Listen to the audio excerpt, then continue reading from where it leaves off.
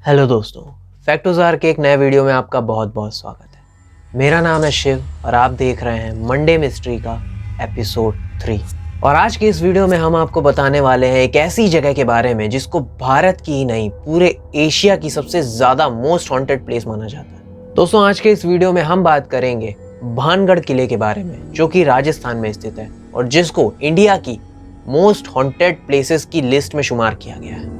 और बताएंगे आपको कुछ ऐसे प्रूफ्स के बारे में जिससे कि वहाँ पे भूतों के होने के सबूत साबित हुए हैं। तो बने रहिए वीडियो पे। और अगर आप पहली बार हमारे चैनल पे आए हो और आपको ऐसी ही मिस्ट्रीज जानने में इंटरेस्ट है तो make sure you subscribe the channel and hit the bell icon, क्योंकि हम आपके लिए ऐसे ही अमेजिंग और मिस्टीरियस वीडियोस लाते रहते हैं। तो चलिए बढ़ते हैं अपनी मिस्ट्री की तरफ। दोस्तों, चारों ओर से जंगल से घिरे इस भानगढ़ किले को इंडिया की मोस्ट हॉन्टेड प्लेस माना जाता है।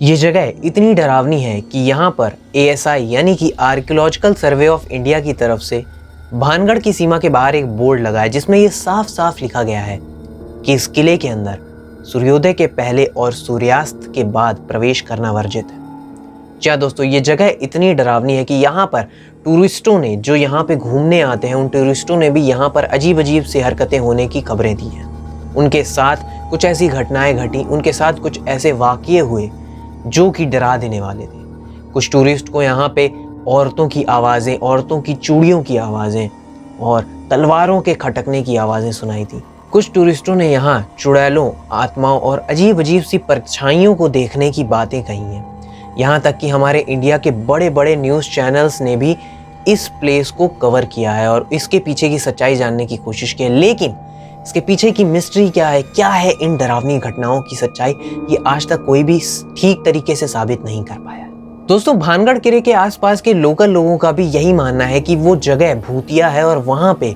अजीबोगरीब आत्माओं और अजीबोगरीब शैतानों का वास है। दोस्तों, इंटरनेट पे आपको बहुत सारे आर्टिकल्स मिल जाएंगे जो भानगढ़ किले के पीछे की सच्चाई को बयां करने की कोशिश कर रहे हैं दोस्तों, लेकिन कोई भी ठीक तरीके से नहीं जानता कि आखिर उस भानगढ़ किले के पीछे का डरावना सच है क्या। दोस्तों, आगे चलने से पहले हम आपको भानगढ़ किले के इतिहास के बारे में बता देते हैं कि आखिर क्या है इस भानगढ़ किले का इतिहास। दोस्तों, भगवंत दास नाम के एक राजा ने 7वीं सदी में माधव सिंह नाम के अपने एक बेटे के लिए ये किले का निर्माण करवाया था। ये किला चारों ओर से बड़ी बड़ी दीवारों से घिरा हुआ है और इसमें जाने के 4 रास्ते दिए गए। दोस्तों, भानगढ़ किले को वहाँ के लोकल लोग श्रापित किला भी मानते हैं और इस श्राप के पीछे वहाँ पर 2 कहानियां काफी ज्यादा प्रचलित है। पहली कहानी हमारे सामने आती है बाबा बालूनाथ की। बाबा बालूनाथ एक संत हुआ करते थे भानगढ़ में ही। दोस्तों, बाबा बालूनाथ ने एक शर्त पर किला बनवाने की मंजूरी दी थी कि उस किले की परछाई कभी भी उनके मंदिर पे नहीं पड़नी चाहिए, क्योंकि अगर ऐसा हुआ तो पूरा का पूरा भानगढ़ श्रापित हो जाएगा और वहां पे कोई भी इंसान, कोई भी मनुष्य, जानवर जिंदा नहीं बचेगा। लेकिन बाद में एक राजकुमार की गलती की वजह से ऐसा ही हुआ। उस किले के निर्माण के कारण उसकी परछाई मंदिर पे पड़ी और आगे देखते ही देखते पूरा भानगढ़ उस श्राप से श्रापित होकर समाप्त हो। दोस्तों, इसी श्राप से जुड़ी दूसरी कहानी है जो कि सीधे सीधे इशारा करती है एक तांत्रिक पर, जो कि काले जादू में बहुत ज्यादा माहिर था और जिसका नाम था सिंघिया। दोस्तों, हुआ यूं कि राजा माधव सिंह की एक बहुत ही खूबसूरत बेटी हुआ करती थी जिसका नाम था रानी रत्नावती।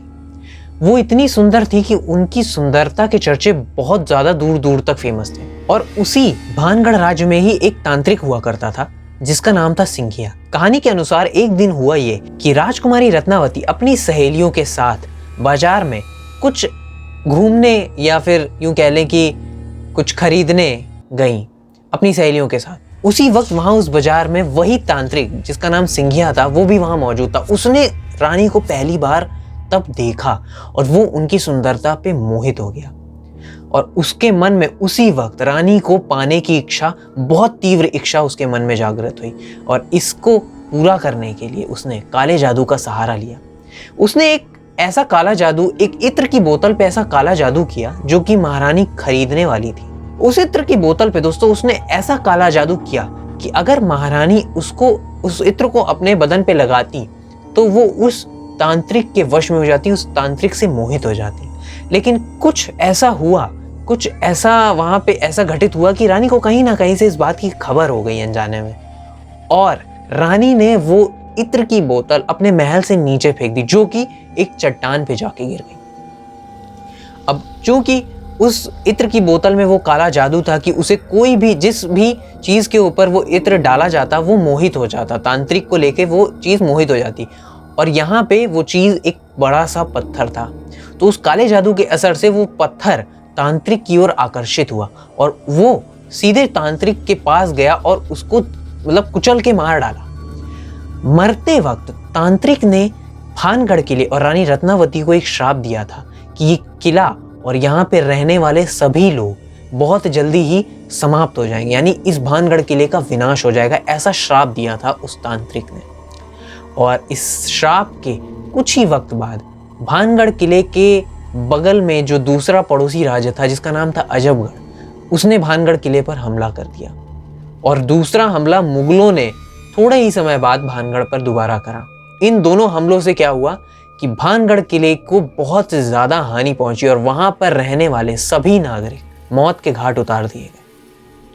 जी हाँ दोस्तों, मुगलों ने रानी रत्नावती और उनकी सहेलियों को उनके कक्ष में घुसकर जान से मार दिया। दोस्तों, ऐसा माना जाता है, लोकल्स का ये मानना है कि वहां पर आज भी रानी रत्नावती और वो तांत्रिक जो कि काले जादू में बहुत ज़्यादा महारत जिसको हासिल थी, उन दोनों में जंग आज भी छिड़ी हुई है। उनकी आत्माओं में वो जंग आज भी छिड़ी हुई है। बहुत से लोगों और बहुत से टूरिस्टों ने ऐसे दावे किए हैं कि उन्हें भानगढ़ किले में जो रानी रत्नावती का कक्ष है, उस कक्ष में उनको एक छाया दिखाई दी, एक छाया जो हाथ में तलवार लिए उनकी तरफ बढ़ रही है। दोस्तों, हाल ही में एक केस आया था जहां पर 4 कॉलेज स्टूडेंट भानगढ़ किले में ट्रेवल करने के लिए भानगढ़ किले में गए थे और उनमें से कोई भी वहां से वापस लौट के नहीं आया। जी हाँ दोस्तों, यहाँ तक कि जो हमारे इंडिया के बड़े बड़े न्यूज़ चैनल्स हैं, उन्होंने भी इस चीज़ को कवर करने के लिए भानगढ़ में विजिट किया। उन्होंने भी कई तरह की डॉक्यूमेंट्रीज बनाने की कोशिश की, लेकिन वो भी इस राज का पर्दाफाश आज तक नहीं कर पाए। उनको भी कहीं ना कहीं कुछ ऐसी चीज़ें महसूस हुई जिससे उनको ये यकीन हो गया कि उस किले में कोई ना कोई शैतानी रूह या शैतानी आत्मा मौजूद है। दोस्तों, भानगढ़ किले में होने वाली भूतिया घटनाएं लगातार होती रहती हैं और वहाँ पे जाने वालों को, वहाँ पे रहने वालों को हमेशा कभी ना कभी औरतों के रोने की आवाज़ें, तलवारों के खनकने की आवाज़ें, चूड़ियाँ टूटने की आवाज़ें और बच्चों के चीखने की आवाज़ें सुनाई देती रहती हैं। लेकिन ये कोई नहीं जानता कि आखिर इन आवाज़ों के पीछे की वजह क्या है इनके पीछे के कारण। इसको बता पाना आज भी किसी के बस में नहीं है। जो भी वहाँ जाते हैं उन सभी की अपनी एक अलग कहानी होती है और उन सभी के कुछ अलग अलग सवाल जिनके जवाब देना किसी के बस में नहीं है और कोई नहीं जानता कि आखिर उस किले के पीछे की सच्चाई क्या है। सो दोस्तों, आज के वीडियो में इतना ही। अगर आपको ये वीडियो पसंद आया तो इसे लाइक करें और इसे ज़्यादा से ज़्यादा शेयर करें। और अगर आप हमारे चैनल पे पहली बार आए हो, आपको दुनिया की ऐसी मिस्ट्रीज जानने में इंटरेस्ट है और इंटरेस्टिंग फैक्ट्स जानने में इंटरेस्ट है, तो अभी के अभी इसे सब्सक्राइब कर लीजिए और बेल आइकन को प्रेस कर लीजिए, क्योंकि हम आपके लिए ऐसे ही इंटरेस्टिंग और अमेजिंग फैक्ट और मिस्ट्री वीडियोज़ लाते रहते हैं। तो make sure you subscribe the channel.